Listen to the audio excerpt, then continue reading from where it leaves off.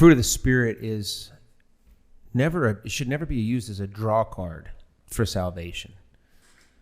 It's a fruit of salvation. When we say draw card, come to Jesus, he'll make you happy, come to Jesus. Now, there's some truth to this. You'll have joy, but joy in the midst of persecution. So if I tell you, Jerome, come to Jesus, he'll make all your dreams come true. And then you get the promised temptation and persecution that Jesus talks about in the parable of the sower. He talks about people like that will fall away because there is no root. All right. Right? Sun comes out, there's shallow soil.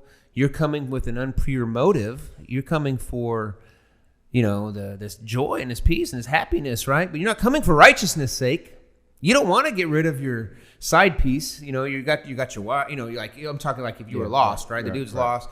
He's having trouble with his woman and his girlfriend, and he wants to come to Jesus to make this happy again, right? But dude, you gotta repent from your sin and be made righteous.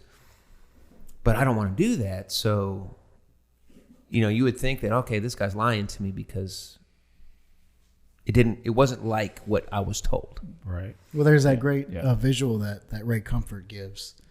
Talking about the passenger that boards the plane. Yeah. And the stewardess hands him a life jacket and says, wear this, it'll improve your flight. Well, There's a parachute. What did I say? Life jacket. Oh, yeah. It's okay. Okay. Life jacket. You know what I meant.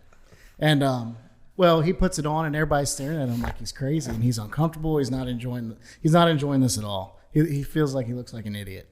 So he gets mad halfway through the flight and throws it down.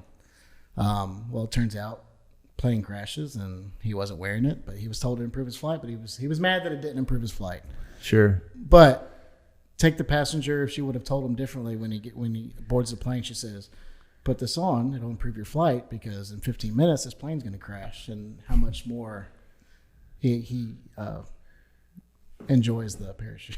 Well, right. He didn't necessarily enjoy the parachute, but he understood the uncomfortable. It was uncomfortable to wear. But he knew what the result was going to be. The plane's going to go down, so he could jump safely. He wasn't told it was going to improve his flight. That's what's so powerful about this, right?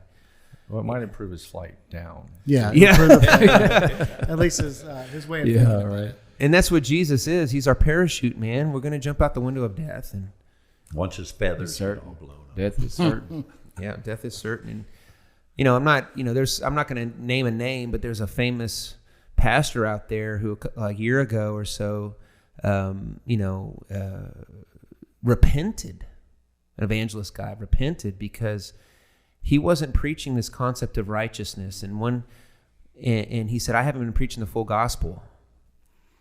And he repented. And then he starts reading out of Hell's Best Kept Secret, Ray Comfort's book that you just mentioned, that exact illustration. And he's like, man, this is so good. And he said, why did it take me 16 years to come to this? And he repented. And he's got hundreds of thousands all over the world, followers, right? And I just that's why this is so important. Yeah. I found this, thank God led me to this years and years and years ago.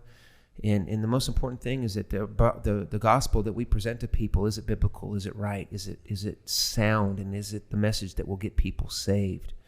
That's why we talk about repentance. That's why we talk about righteousness. That's why we talk about sin. That's why we talk about judgment. Because if we stand before God without Christ and he judges me in righteousness, I am done. Yes. Christ is my hope.